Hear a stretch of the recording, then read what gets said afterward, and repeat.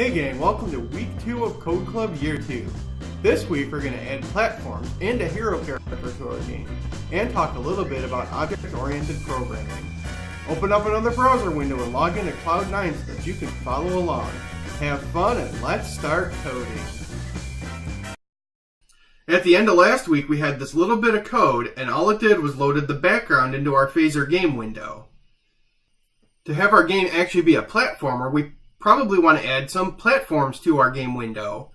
And we also need a character in our game who's going to jump around on the platforms and interact with the coins and pick up keys and go through doors, all that kind of stuff. So we're going to add a hero character today too. He won't be able to do anything, he's not going to move around yet, but he'll be on the screen. In general, the way we're going to add elements to our game, like platforms or like a hero, is sort of similar to the way we loaded up the background last week. So if we look at the code again, we started out by loading the image into the game cache and then doing something to add it to the screen. And when we add platforms, when we add our hero, all those kinds of things, we're going to do basically the same thing. The big difference is going to be that instead of loading them as images when we add them to the game, we're going to add them as what's called sprites. And the difference is that images are static. They sit in the background and nothing else can interact with them. A sprite can interact with other sprites. So typically when we want a hero or a platform or a spider enemy or a key, something where, we're going to want the hero to stomp on it or pick it up or run on top of it, we need to add it as a sprite instead of as an image. The other difference is that the background is a static thing. It's on every level that we go into. Platforms and heroes and keys, all that kind of stuff. It changes with every level that we go into. Where the platforms are, where the hero starts out, where the key he needs to pick up is all different in every level. So to do that, we need some sort of external data that tells us where it is so we don't have to put all that information into our code.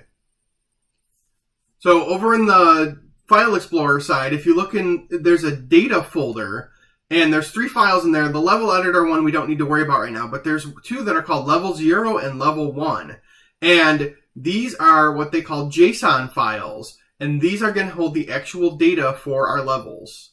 So if we open one of them up, I'll just open up level 1, we can see it's got platforms and it's got a bunch of data there, it's got decorations and it's got a bunch of information there.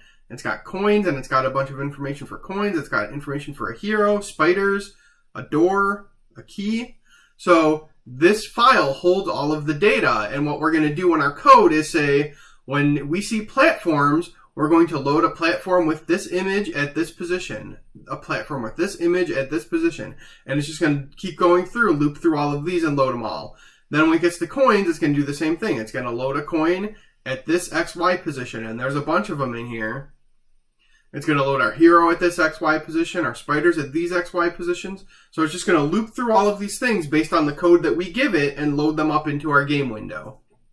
So like I said before, this type of file is called a JSON file.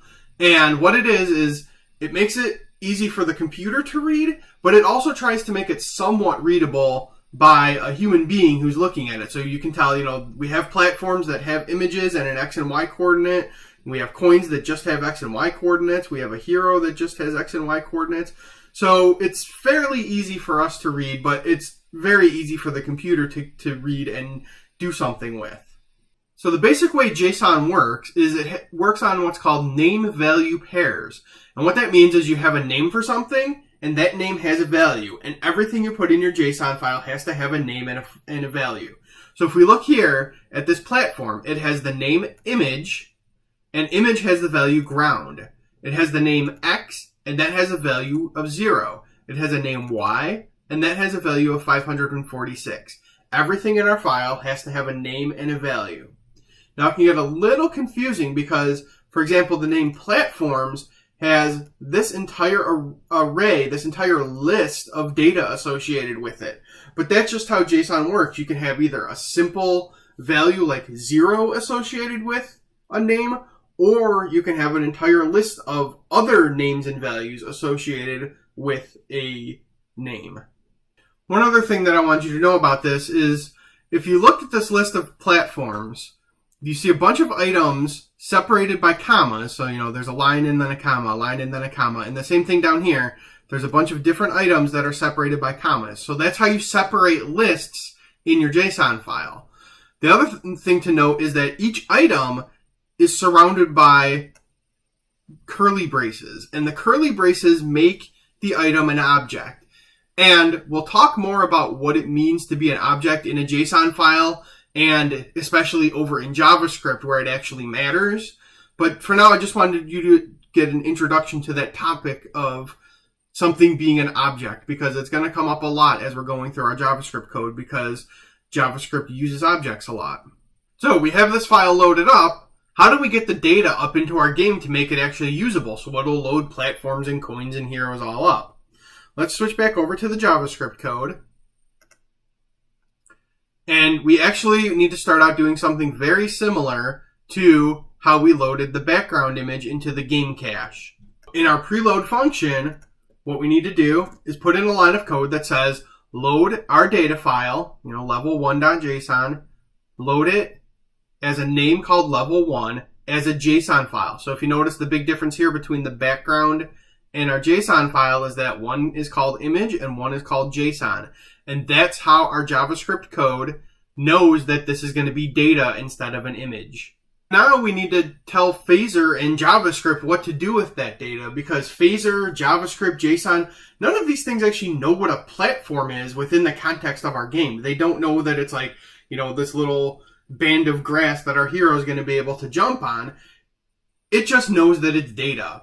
So we need to tell it, here is what the data platform actually means, and here's what you need to do with it to render it on the screen. To start giving Phaser and JavaScript an understanding of what we need to do, down here we're going to add this line of code that says load level and tell it the name level1. So it's going to pull this data out of the level1 data file into this name, and here's where we're going to say get the data out of that name. This line of code says that it's going to call a function called load level. You remember last week we talked a little bit about functions when we talked about Phaser game and how it had parameters and stuff like that. So this one is a new function that we're going to create called load level. It doesn't actually exist yet, so we need to put it in there. So the way we're going to do that is we're going to add this code to the bottom of our file, and it's saying load level, playstate.loadLevel, is a new function that gets data passed into it. But there's no actual code in load level yet. If you look here, like I said, there's a parameter called data that says, pass data into our function. And then if you look at our call where we're calling into load level, we're passing this in there, which is saying get data out of our data file. So the way this works is that we say load level with this data, and then when we call load level, it passes the data into our function so that we'll be able to use it there. Now, before we can put any code into load level that would make the platforms appear on the screen, we need to add the images for the platforms into our game cache. I'll put the code for that here. It looks exactly like the code we used to put the background into the game cache. It loads an image that's named ground with this image file. It loads an image named grass 8x1 with this image file, and so forth. It works just like the background one. This loads the images for the platforms into the game cache. Now, if you remember from the beginning of this video, I said that platforms are going to be sprites and not images. And you look at these and say, hey, Mr. Beachy, these clearly say image. You have to remember, this is just loading images off of the disk into the game's cache. It's not actually adding it to our game. We're going to do that kind of similar to how we did here, where we said game add image. We're also going to do game add sprite. And that's what we'll do with our platforms and our heroes and all that kind of stuff, where we want them to be sprites instead of images. To get the platforms to load up as sprites, we need in our load level function to tell it what to do with that JSON data. Remember, it's passed in the data variable. So we're going to add this line of code. And what this does is it says, for each platform in the data file, so if you remember, we look back over here, it's got platforms with a bunch of objects in it. This is saying for each one of those platform objects, do something. And what we're going to tell it to do is run this function called spawn platform. One thing that's kind of neat with JSON is if you know the layout of your JSON file ahead of time, so we know it's got platforms and decorations and coins and heroes and spiders, in your code, you can use this dot notation. You can say, in our data file, find platforms and do something with platforms. You can use this dot notation to access any part of your file. So we could say data.coins, and it would give us the list of all the coins, something like that. So that dot notation makes it really easy to read in your JSON files. There's other ways to get stuff out of there. If you don't know the layout, we're not going to deal with those in this class because we know the layout of our file. Like I said, what we're telling JavaScript to do is for each platform, call a function called this.platform, which doesn't exist yet. We need to create it. So we'll add a new function here called playstate.spawnPlatform. And if you look, we're passing in some data to it, which is the platform data that was loaded out of the JSON file. And then in the spawnPlatform function, we're saying to add a sprite to the game. And the way we're going to add the sprite is we're going to pull the X, Y, and image data out of the JSON file. So if you look, there's X, Y, and image. Those are going to get loaded up into the sprite. So Phaser and JavaScript know where on the screen to put the image that we're adding and what the image name is based off of the image names that we added earlier here. Now, if we save our JavaScript file, hey, we have platforms. They're at the locations where they said they're using the right images. This code is, this little bit of code we added here is good enough to get all of our platform loaded out of that JavaScript file. And it doesn't matter, the code is generic, so it doesn't matter, we have also level0.json, which has different platforms in it. It doesn't matter what our platforms look like in our JSON file. This code is good enough to add any platforms that we can think of in our data files. I'm going to take a few minutes now to talk about some computer science theory instead of actual computer coding. I've talked a few times now about objects without really defining what that means. In computer programming, there's a concept called ObjectOriented Programming, and it's used by JavaScript and a lot of other programming languages. Object-oriented programming is in contrast to what they call procedural coding, and that's like what we used in Scratch if you were in Code Club last year, where procedural coding, like Scratch, is just a list of things that happen in order. Object-oriented programming has what's called objects, and objects contain data, and then they can have actions that happen on that data. I'm going to go back to our old friend Scratchcat from last year and use him as an example for object-oriented programming. So if we think about a cat, it might have some actions we want it to do, like say something, or move, or turn around. And a cat might also have some data, like its height and its weight. If we look at the code that we might use to implement this, in the old procedural code, it's just a list of things. There's move 10 steps, turn 15 degrees, say hello for 2 seconds, and then set the height and the weight. If we look at the object-oriented code on this side, we have an object called a cat, and it has an action of move, an action of turn, an action of say something, and then it's got data for the height and the weight. And then we can use this object to actually move and turn and say, and actually set the height and the weight, just like we did in the old procedural code. You might look at this code and see the procedural code and the object-oriented code and say, that looks way more complicated. And it kind of is. It's a lot more powerful, but the other thing you have to remember is this is a very simple case. It's, 5 or 6 lines of procedural code, and a lot of times that'll balloon up into a lot of code on the object-oriented side. But when you start looking at thousands and thousands of lines of code like a professional programmer would do, a lot of times when you have the object-oriented version of that, it's actually going to be much more condensed. So looking at it on a small scale like this might not be the best thing to do, but that's what we have to do to make it easy for you guys. There's also a lot of benefits to doing object-oriented programming. It's easier to reuse the code, usually troubleshooting and maintenance are less complicated, and it's more flexible. It allows you to do what's called extending your code, which we're going to talk about that in just a minute. Like I said before, JavaScript is an object-oriented language.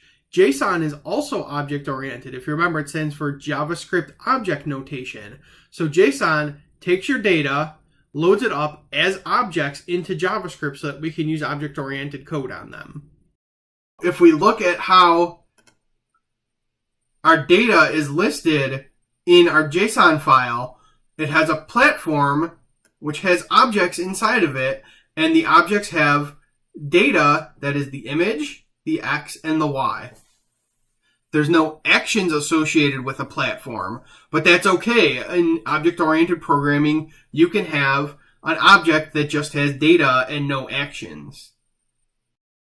The critical part of object-oriented programming that we're going to use in our code is called inheritance. And inheritance lets you take a base object and extend it with new data or new actions. As an example of this inheritance topic, let's go back and take a look at Scratchcat. He had some basic actions and a couple of basic data points.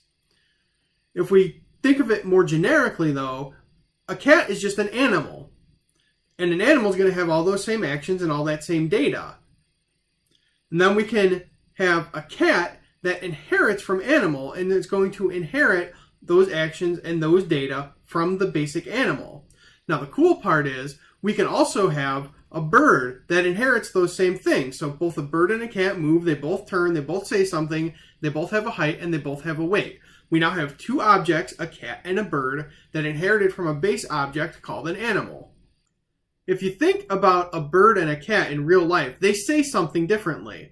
A cat's going to meow and a bird's going to tweet. And when you're doing object-oriented programming with inheritance, that's okay. What you do is when you're writing your code for cat, you write a say something function that overwrites the say something function that you inherited from animal. And you would do the same thing for bird. So in the cat function, you would have it say meow. And in the bird function, you would have it say tweet. And that's okay. That's a perfectly good thing to do in object-oriented programming. A really cool part of doing inheritance in object-oriented programming is that you can do what's called extending your objects. So there are things that are different about a cat and a bird. Cats clean themselves. They lick themselves clean. They're one of the few animals that has the ridges on their tongue that let them do that. Cats also have whiskers, and birds don't have whiskers. So you could have an action for clean yourself and a data point for the number of whiskers that a cat has. And then over on the bird side, birds can fly. They're one of the few animals that can fly. So they might have an action that is called fly.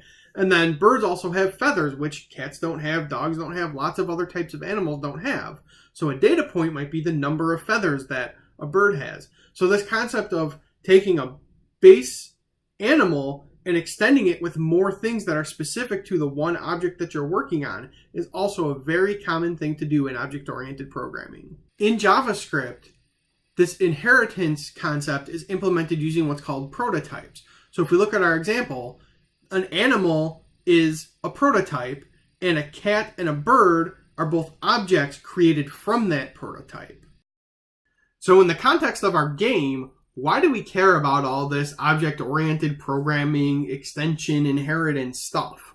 And it's because when we load things into our game, we're loading them into objects. So we're loading a platform. The platform is going into a sprite object. And where it's going to become important is for things that do stuff. Like a platform just sits there. It doesn't really do anything. So it's okay that it's just a sprite. But our hero, we're going to want him to be able to run around and jump and stomp on top of spiders and all that kind of stuff. And we're going to want our spiders to move back and forth. So for things where we need them to do more than a sprite can do, we're going to extend that base sprite object with functionality that is specific to what we're working on. So when we load our hero up, which is what we're going to do next, we're going to load a hero up as a sprite and then extend that sprite object with functionality that is specific to the hero character. Let's start loading the hero. The first thing we need to do, just like everything else, is we need to add the image for the hero into the game cache. I'm not going to explain this. We've done it a bunch of times already, so it's loading the hero image into the game cache.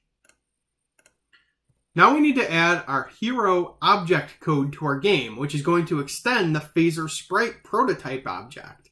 So if we go all the way to the top of our code, we'll put this code in here. And there's, several lines. And basically what it is this first function, it's the hero function, that's called a constructor. And it basically says, every time you create a hero object, do these steps.